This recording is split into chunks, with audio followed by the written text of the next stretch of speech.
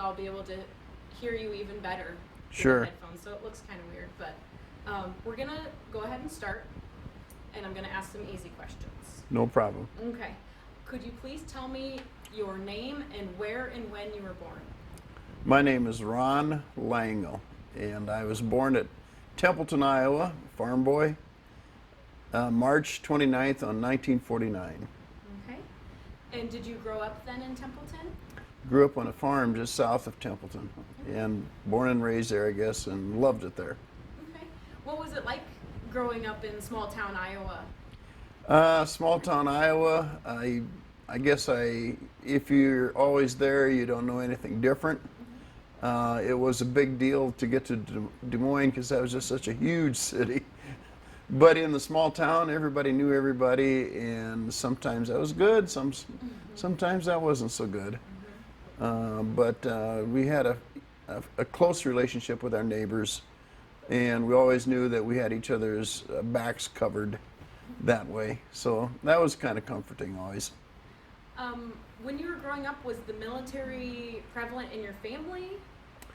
My dad was not a World War II veteran. However, he was just at the point of being too young for it, and he was called in for conscription, I think they called it at the time, and had left. He had taken his physical, and then they put him in a kind of a reception station holding area for about a month. The war was declared over, and he was just sent home. However, I had two uncles who served overseas in World War II. And I would listen to their stories, and also I would hang out with one of my uncles who never married, bachelor, and he took me with him a lot of times.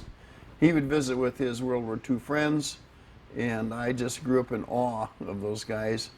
And also, I also listened to my uncles and aunts talk about the sacrifices they made during World War II so that materials and supplies could be shipped to the military. Gas ration stamps, that kind of stuff. Tires, you couldn't get a tire for anything. Rubber had to go to the military. And I thought, man, these people made a real sacrifice for our nation so that we could have freedom. And that someday when I got old enough, I too was going to serve in the military. I knew that from a little boy on. Do you remember there? I'm actually going to go ahead and close that door just in case Autumn wants to come join us. Oh, the little girl. Yeah. I'm going to go ahead and close this so that she's. Oh, that's fine. I'll be done at 2. I'll help.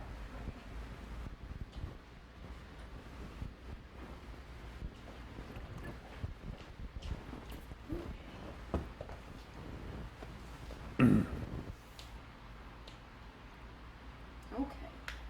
Sorry about that. So, do you remember, you said you knew you wanted to serve, but do you remember there being a moment when you were younger that you said, I'm going to be in the military? I don't remember any special moment, but I knew it in grade school. At recess, I used to practice. I was the drill sergeant, and I'd have classmates, walking, and I'd count cadence and have them march in step and stuff. And I felt kind of like a big shot because I could talk my classmates into doing that stuff. I don't know why, but it was just there. Then, as you became a teenager, you knew that was what you wanted to do. At what point did you actually join the military? You got to remember that in my teenage years is when the United States is first in the involvement in Vietnam, and also it was a time of a lot of social unrest. There was Martin Luther King was assassinated. There were riots around the nation, for segregation. It also became a time when the Vietnam War was in its infancy, sort of, but there was some opposition. There was also some demonstrations and protests against that. And I was always torn. I didn't like what was going on.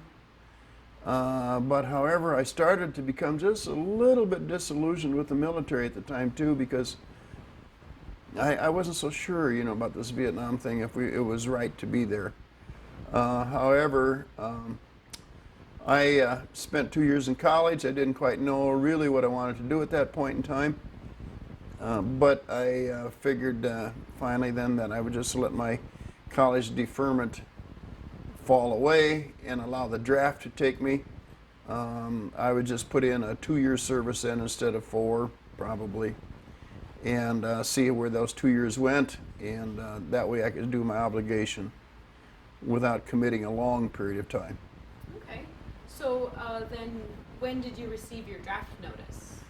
I was drafted, I think, at the end of May I'm not sure when I actually got it, but I left on July 2nd of 1969. Okay. And what service were you branched in, or what branch of service were you drafted into? I went to the United States Army. Okay. Did you have any choice in that matter? No, well, no, we didn't, but it was ironic, not ironic, but at the reception station in Omaha, they counted down about every 5 guys, and they'd say Army, Army, Army, Marines, Army, Army, Army, Marines, and those guys that found out that they were going to the Marines, there's just a look of shock on their face. But they would be short of numbers, and you could have been drafted into the Marines, and some were. I mean, it was really just eeny, meeny, miny, mo. That's what I saw. We were all standing in formation along a white line, and somebody just came down the line and pointed, and that's the way it went. So then, what was your MOS? 91 B10 was turned into 92 B20 as a medic. How did they decide that you would be proficient at a medic? I have no idea. All I know is we took a battery of tests when we came in, and after basic training, they said medic. I about fell over. Even though as a farm boy, I hadn't even given a baby pig a shot at that point in time. And so I thought, well, okay, medic, here I am. Maybe I'm glad I'm not infantry. And so I decided that I would apply myself in school. And medic training was pretty intense. It was classroom training. By and far, most of our time was classroom. And I paid attention. I really did. Why do you think you thought it was important at the time? I just made up my mind that if I was going to be in the service for a couple of years, I was going to be as good of a serviceman as I could be. Okay. Did you grasp the magnitude of what it was to be a medic in Vietnam at the time? No. Did you learn pretty quick? Yes. Yeah. So once you finished medical school, when did you actually arrive in country? You know, I was only in the Army 5 months, and I was standing in Vietnam. I had a 2-week leave after AIT, and to Vietnam I went. So it was like I don't know exactly for sure, about the 5th or 6th of December of 1969, I was in Vietnam. They didn't let you stay home for Christmas or anything? No, not then. No.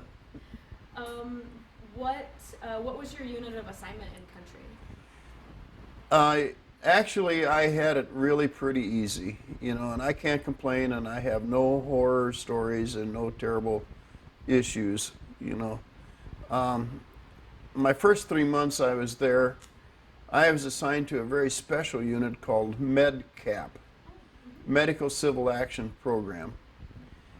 And we treated the civilians by and far, mostly civilians. Every day when we left the base camp, we would go to a village or a hamlet. Infantry would sweep the perimeter of the town or the internal parts of the town to make sure it was clear. Then they would hold a perimeter around us. We would set up. There was a team of 3 corpsmen like me, and we had a doctor and a dentist, and we had another man who was an E6, and I don't know he was more of a specialist.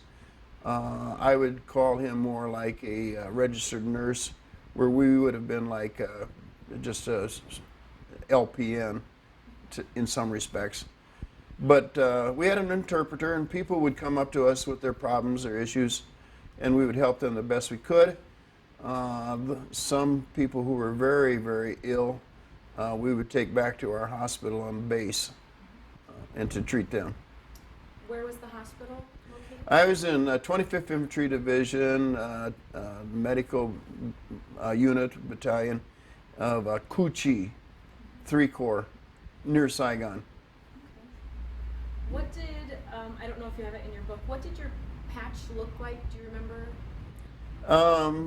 I really didn't have a special patch for the MedCap team.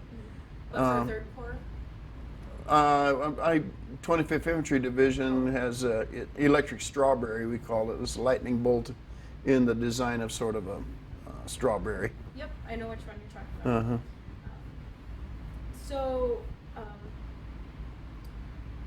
what kind of illnesses would you commonly see with the locals? They had a lot of scabies. I saw that. I treated quite a bit of that. I think that's the one that probably comes to mind mostly.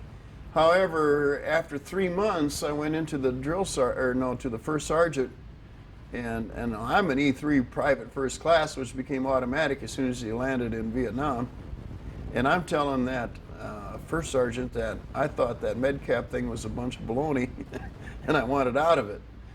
He put his arms back and he said, "Okay, what makes you think that this is baloney?" And I said, "Because we're treating the enemy, and I know we are, and I feel that's wrong. I don't want to help anybody who is an adversary of us." The drill sergeant said, "Well, what makes you think some of these guys are enemy?" And I said, "Well," he said, "I had a man come up and had a hole in his foot, and a nice perforated hole just below his toes. And it's almost like it went between his toes almost. A nice clean hole." And I asked the interpreter to find out what happened to him, and he said he stepped on a bamboo shoot. I had my doubts. It looked like a bullet hole to me. And so I asked the interpreter, "Can that bamboo shoot be actually that sharp?" And he said, "Not to make a hole of that size." That was very suspicious. And also, I treated a lady. We came back into this one village more times, and she always came up. She had a very severe hand and arm burn. And it was all the way up to almost her elbow. I asked the interpreter to find out what happened to her. She said she spilled hot water on her arm. I didn't believe that at all. I felt it was a powder flash because anybody, the Viet Cong were North Vietnamese sympathizers, and so these people that I suspected to be adversaries, I'm sure were Viet Cong. The North Vietnamese had a regular army uniform. The Viet Cong was anybody who sympathized with the North but were part of villages and hamlets. And at night, a rocket every once in a while or mortar would come in from one of the nearby villages. Well, who did it? How do you know who did that? So I was surprised. The first sergeant said, "Okay, Ron," he said, "you got it figured out. I'll have to take you off this program." I said, "Well, what did I figure out?" He said, "You're in an all-volunteer hazardous duty job. I couldn't get any volunteers, and I just stuck you in it." He said, "Now that you're out, I'll reassign you." So where did you end up getting reassigned? Temporarily, they didn't really have a medical spot of sorts, So I was temporarily assigned to supply and transportation. And being a farm boy, I could run any of those trucks that they had. They issued me an official military driver's license, and I was driving deuce and a halves with trailers in convoy, and we were hauling supplies. One of my missions, I ended up in Cambodia, and they had a sweep in there where they found a lot of munitions were stored in Cambodia, and I hauled back weapons, a whole cache one time of AK-47s. But as part of that job assignment, I was also somewhat attached to the nearby hospital that was on base. And they would call me to drive an ambulance to go someplace and maybe pick up a GI and bring him back to the hospital. But the worst part of that whole job was also being called by the hospital to attend with a physician to do graves registration, where another body bag would come in and we would try to determine the cause of death, fill out the death certificate. That was terrible. That was the worst part. Some of those bodies were in terrible condition. Sometimes they'd shoot down a helicopter and everybody in there would burn upon the crash. And then I'll call them the gooks, North Vietnamese or whoever, Viet Cong, would set up a perimeter around it to try to ambush any of the GIs who tried to retrieve those bodies. And sometimes it took a while to clear them out. And by the time we actually got to view the deceased, there was a terrible state of decomposition there. So then after that, an opening came open for, I made rank real fast. I was only in the Army for 13 months and I was an E5. The first sergeant just really liked me. I worked constantly on base. If I wasn't doing something as a medic, I was helping guys build a shower. We had a kind of an open well. I helped build a well shed over it to protect it from the elements. I helped build sidewalks so that we could get from our shower to our hooch, different things like that. And so the first sergeant knew that anything that they had, and he could call on me, and I was right there to do whatever I could. So the last about 5 months I was in Vietnam, I was a ward master for a 23-bed GI ward. And I made the duty roster. I oversaw new people coming in. Some of them weren't very well trained, couldn't start an IV, weren't very good at giving a shot, so I was also training some of these people. So. Did they ever attribute your work ethic to growing up in the Midwest? I don't know. I do remember that one time we had a deuce and a half loaded with gravel. And the first sergeant said, I need 3 of you guys up there with a sand shovel to shovel that off so that we can gravel our drive. And I'm up there with the 2 other guys and we're shoveling off this gravel. And I don't know if it was an officer or a higher ranking NCO, but one of them walked by the truck. We didn't know that man. He just pointed at me and said, you're an Iowa farm boy. And I said, okay. The 3 of us here didn't have a shirt on, we had no cap, we didn't display any of our rank, anything like that. And I said, how can you tell that I am an Iowa farm boy? And he said, you're the only one who knows how to use a sand shovel. There you go. Yeah. I have heard that the Iowa or just Midwest guys are pretty obvious because they're the ones that volunteer. They're the ones that do all the work that nobody else has the time for. Yeah. So what was the base like as far as infrastructure? I used to write back to my parents letters to try to make them feel that I was safe no matter what. Back in the early months there when I was on that MedCap team, we didn't get back to base camp every night. Sometimes we spent our night in a fire support base on a hilltop. Nothing happened while I was there, but I always felt like those places are pretty vulnerable. But the base camp itself, the main base camp, we were located in an area that had really no timber, no foliage, no forestry around us. It was open. We could see anybody coming at us from a long distance. and there was concertina wire around it. There were guard towers with floodlights. You know, we had high guard towers. We had guards all around us. It was a main base camp. And I used to tell my parents it's about the size of Carroll, Iowa at the time. It was a good sized camp. It had streets and it had designated street signs even. So it was very safe there. What kind of things from home would you miss? Oh, I used to have little care packages sent once in a while by Mom. She would send cookies and salami. Salami would keep, you know, didn't need refrigeration. There really wasn't anything from home I missed just too much, I suppose. I think it might have been my family, my friends, and my fiance more than anything. It was just the people. As far as creature comforts and that, you know, you're 20 and you're 21 years old. You can live without air conditioning. I didn't have it before. You know, I didn't have it there either. And so we had some pretty decent hot meals on base. That was actually pretty good.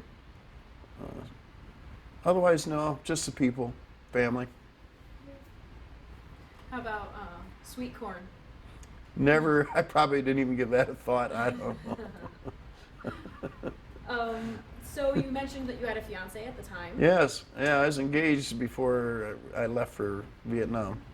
Did that work out for you? Yeah, when I knew when I was coming back, I actually got a 2-week early release. I was in the first wave of troops when they started reducing troops in Vietnam. Everybody had to put in a year, but President Nixon started to pull out. Oh, I think by that time it might have been President Johnson. Don't know for sure. But anyway, I was in that first round of troop withdrawals, and so then I got a 2-week early release from Vietnam. And as soon as I knew that, I wrote back to my fiance, and they went to work and got wedding plans made, and I was home about 10 days and I was married. And we were married, we raised a family, and today I have a bunch of grandchildren. So. Still married? No, not. Unfortunately, the marriage eventually didn't work, and we're still friends. That's all right. Good. Mm-hmm.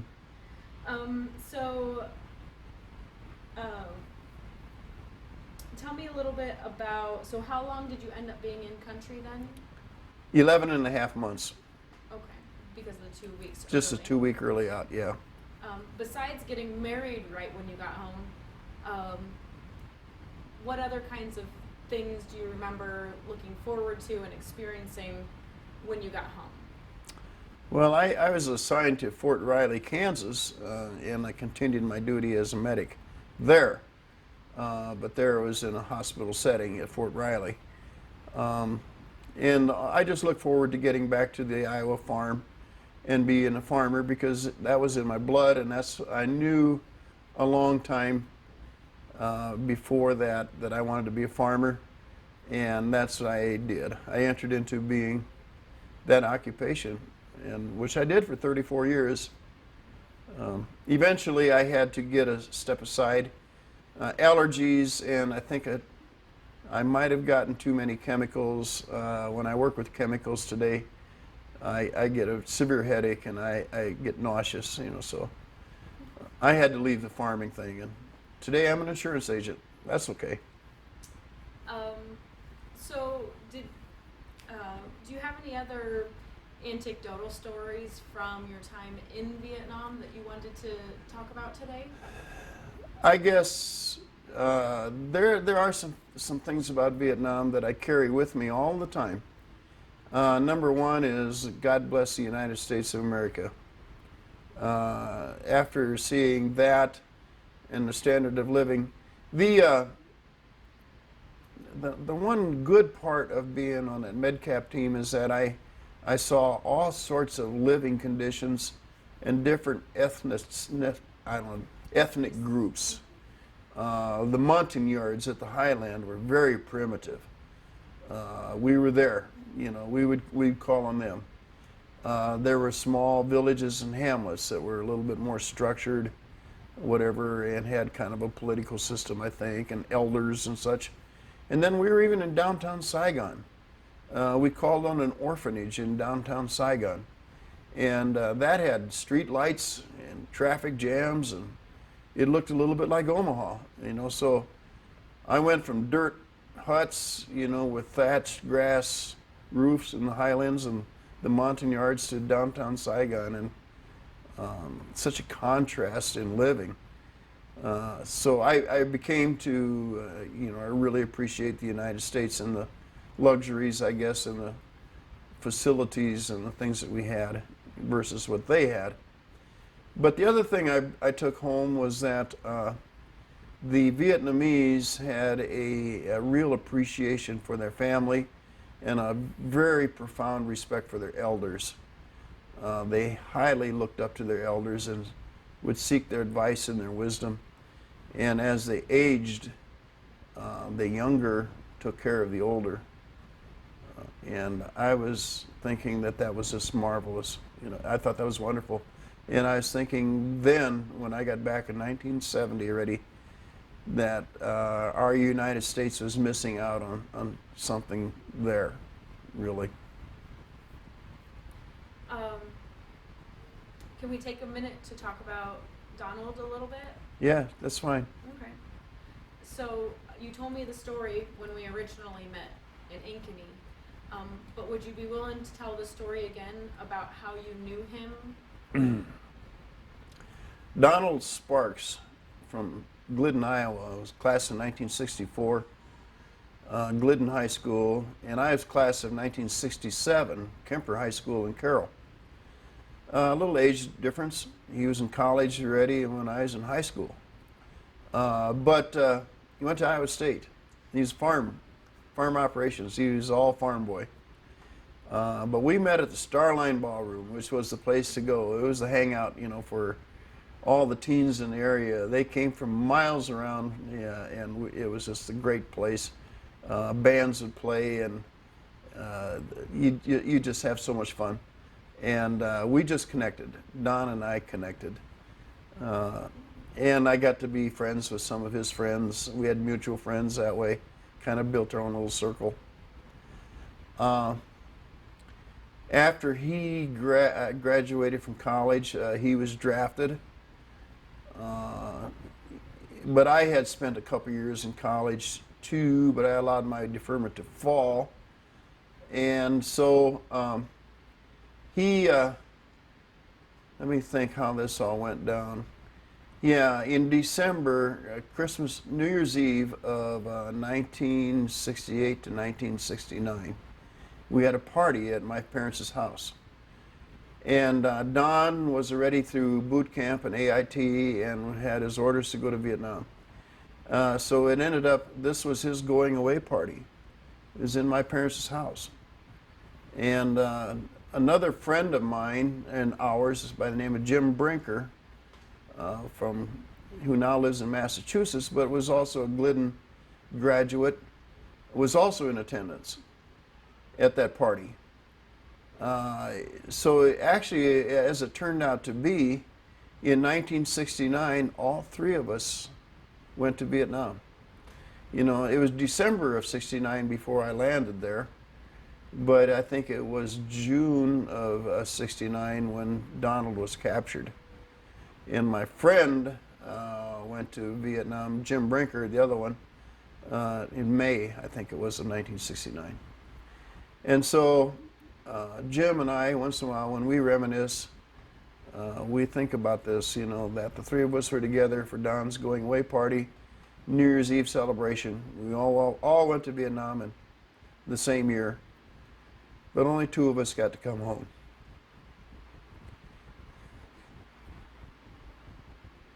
That's hard.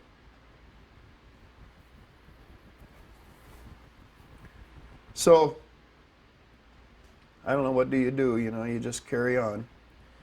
I stay in contact once in a while with Esta and Russell, Don's sister and brother. They're still back there in Carroll County. It always leaves a hole you know, when you think about your friend. That's enough. Okay.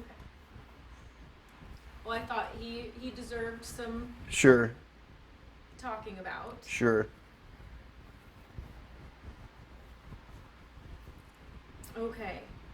Now, I think we've covered just about everything that I wanted to cover. Sure. Is there anything else that you wanted to talk about in your interview? If there's anything else that I would want to talk about is that I firmly believe that all citizens of the United States should serve our country in some form or fashion. You can serve in the military. If you're not physically able to serve in the military, then you do community service to the capacity that you can for at least 2 years, probably right out of high school. I don't know. I think we don't have an appreciation for the United States that we should have, and that if we were required to put in some sort of an obligation to our nation, our citizens would have a deeper appreciation for our nation, our country, our citizenry. And I think a lot of people share that idea and that thought, those who have served in the military. It already answers my final question, but if you could do it all again, would you do it the same way? Yes. And why? I'd do it again in a heartbeat. I know the Vietnam thing was a political thing, and it's been argued back and forth, you know, why, if we should have ever even been there. But I came back, I think, as a stronger human being, a stronger sense of patriotism, and I felt good about caring for humanity. You know, yes, if I helped a Vietnamese, South Vietnamese person or a member of our United States Army,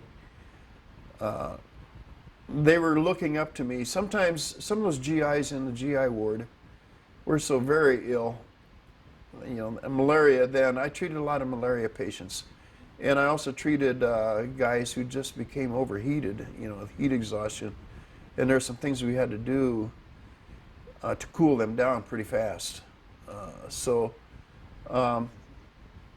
Those guys would look up to me and they'd call me Doc. And I would see the kind of a fear in their eyes. And little did they know that I only had 10 weeks of medical corps training and I was on the job. And I didn't have any experience before I was in the Army. And here they're calling me Doc. And they're looking for me for aid and assistance. And I felt good about that. I was proud of myself. So it's a sense of pride. You know, I guess I read one time, why is it that, you know, Afghan or Iraqi young soldier, you know, from the military today, why do they fight so hard in those kind of conflicts? It's because they're looking out for their buddies. They're fighting for their buddies. And I understand that. You know, I get it. So, no regrets. I'd do it again. All right, thanks. Gets a little tough once in a while.